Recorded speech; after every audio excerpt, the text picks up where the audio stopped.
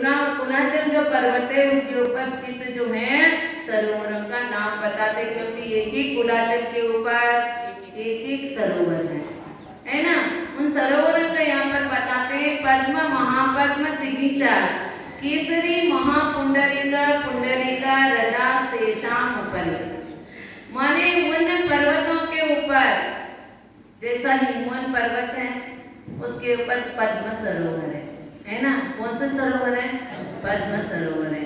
और महाहिमवन जो है उसके ऊपर महापद्म सरोवर है।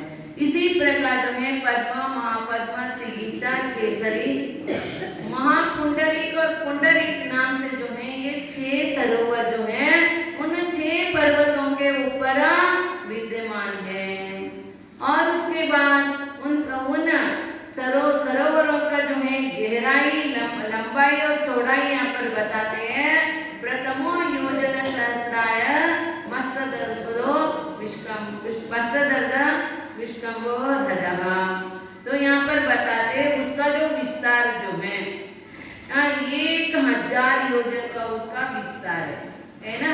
उसकी लंबाई जो है 1000 योजन का और उसकी जो है चौड़ाई जो है वो 500 योजन विस्तार वाला है। इसी प्रकार जो है इनके इन पद्म सरोवर की जो ऊंचाई और लंबाई और चौड़ाई बता दिया। फिर उसकी गहराई कितनी है तो बताते हैं 10 योजन अवगाह। उसकी गहराई कितनी है? केवल 10 योजन का है। फिर आगे उन सरोवरों के बीच में क्या रहता है? तन्मध्ये योजनम पुष्करम। उन सरोवरों के मध्य में जो है 1 योजन विस्तार वाला पद्म होता है। तो होता है पद्म माने कमल होता है। और उसी के अनुसार जो है ये पहले जो है तो उन्होंने पहले सरोवर के जो बातें यहाँ पर बताई। फिर उसके बाद में आगे के सरोवरों में व्यवस्था कैसी है, महापद्म आदि में है, उसके लिए बताते तद द्विगुण हृदा पुष्कराणी च। तो वहां पर कह दिया तद द्विगुणा, जितना पद्म सरोवर का विस्तार है उसे दुगुना। माने यहाँ पर 1000 योजन लंबा और 500 योजन चौड़ा और 10 योजन जो गहरा बताया था वहां पर इसे डबल 2000 योजन उसकी लंबाई है, 1000 योजन उसकी चौड़ाई है, 20 योजन उसकी गहराई है। उसी प्रकार कहाँ तक चलता है? इसके आगे का जो सरोवर है वहां तक ही चलता है पद्म, महापद्म और दिगीचा तक। और दिगीचा में 4000 योजन जो है उसकी लंबाई है, 2000 योजन उसकी चौड़ाई है, 40 योजन जो है उसकी गहराई है। और उसके बाद में उसके आगे ये तो दक्षिण का वर्णन हो गया, मेरु के दक्षिण भाग का वर्णन हो गया। मेरु के उत्तर भाग में भी जो है यहाँ पर बढ़ते क्रम से हुआ, वहाँ पर घटते क्रम से चलता है। उसके लिए आगे अपने आप सूत्रकार बताएंगे। और उन कमलों में निवास करने वाले जो देवियां हैं उन देवियों का नाम यहाँ पर बताते हैं। तन्निवासिन्यो देव्यः श्री द्रि धृति कीर्ति बुद्धि लक्ष्म्या वल्योपमसिभ्य सामानिका वर्षतः। माने उन वहाँ पे उसके अंदर जो कमल होता है उस कमल भी 1 योजन का बताया था, सही है नहीं क्या? और वैसे ही पहले सरोवर में 1 योजन है और दूसरे सरोवर में 2 योजन का, तीसरे में 4 योजन का। इसी प्रकार जो क्रम बढ़ता जाता है। और वहां पर उन कमलों में रहने वाले जो देवियां हैं श्री, पहले सरोवर में कौन रहती है? श्री, दूसरे में द्रि, तीसरे में धृति और उसके आगे चौथे में जो है कीर्ति, 5वें में बुद्धि, 6ठे में लक्ष्मी।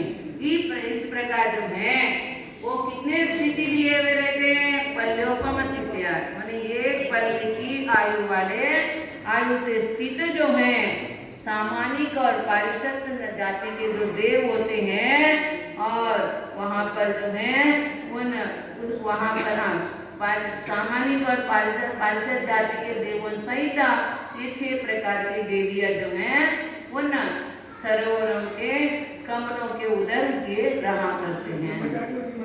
हाँ हाँ कुमारी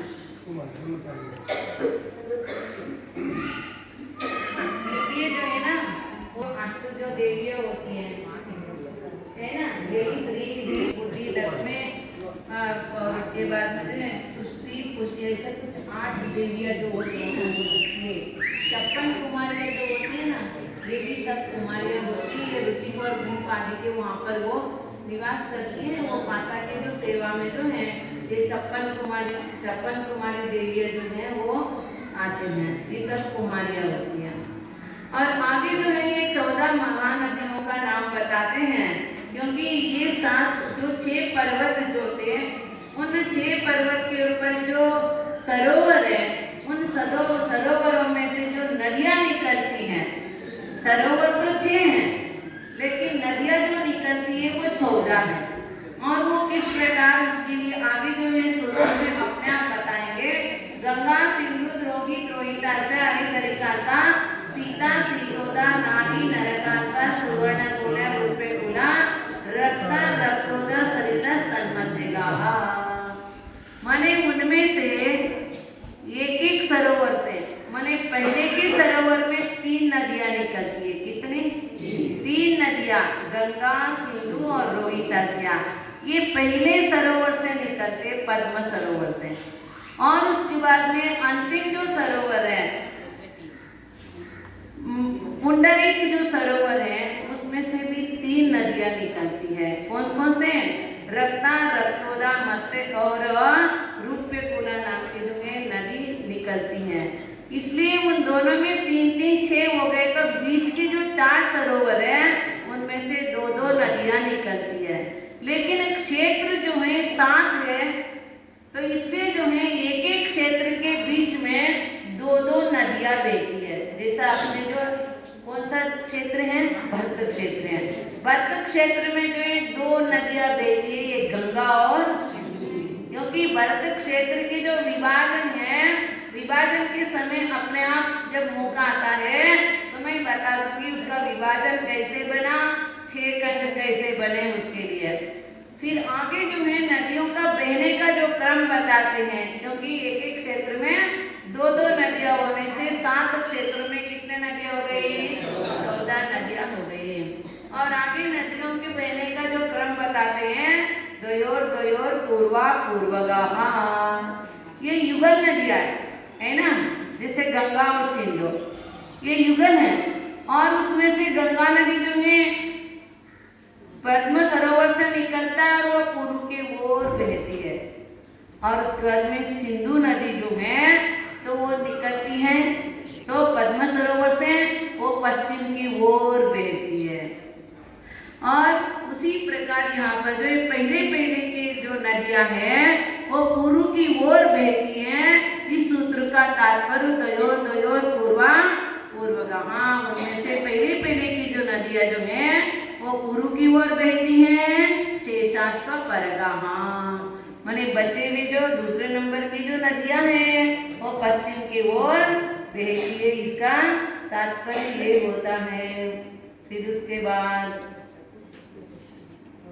चतुर्दश नदी सहस्र परिवृता गंगा सिंगापुर नद्या। इन महानदियों के उपनदियां भी हैं। क्या है?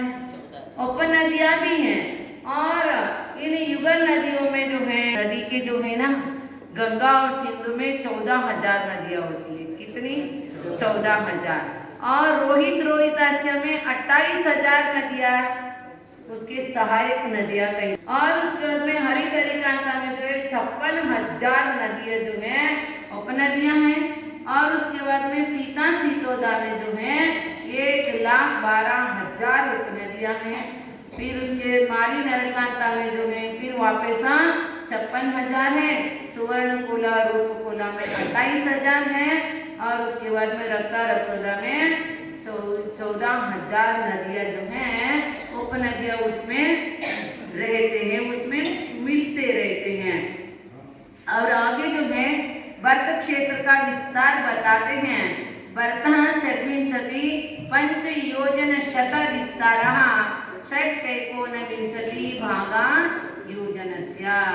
माने भारत क्षेत्र का विस्तार कितना है तो बताते हैं षड्विंशति माने 26 और उसके बाद पंच योजना शता माने 526 योजन और उसके बाद में 19/6/19 बोलते हैं 19/6 ऊपर 6 है नीचे 19 है 6/19 है कितना है 6/19 है 6 को 19 भाग करने पर 526 योजन और 6 को 19 भाग करने पर जितना विस्तार है उतना विस्तार जो है एक भारत क्षेत्र का है।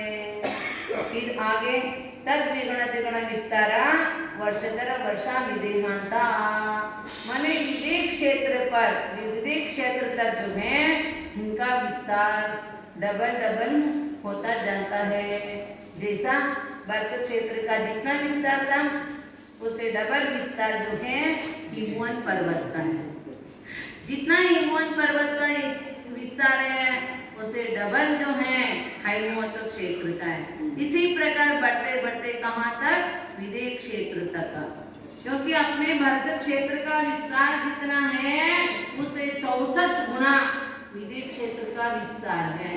फिर आगे सूत्र आएगा और उसमें मैं आपको बता दूंगी।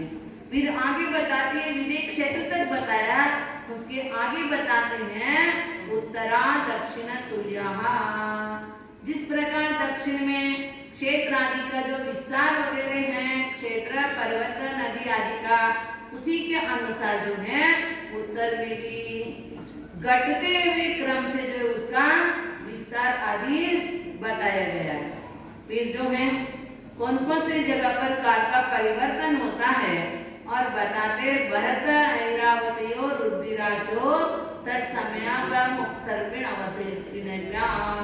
भरत और ऐरावत क्षेत्र में 6 कालों से युक्त ह्रास और वृद्धि के क्रम से जो है 6 कालों का परिवर्तन होता है। कितने कालों का 6 कालों का परिवर्तन होता है। कहाँ पर भरत और ऐरावत क्षेत्र में वहां पर जीवों का अनुभव आदि में जो है बढ़ती और घटती न्यूनता होती रहती है।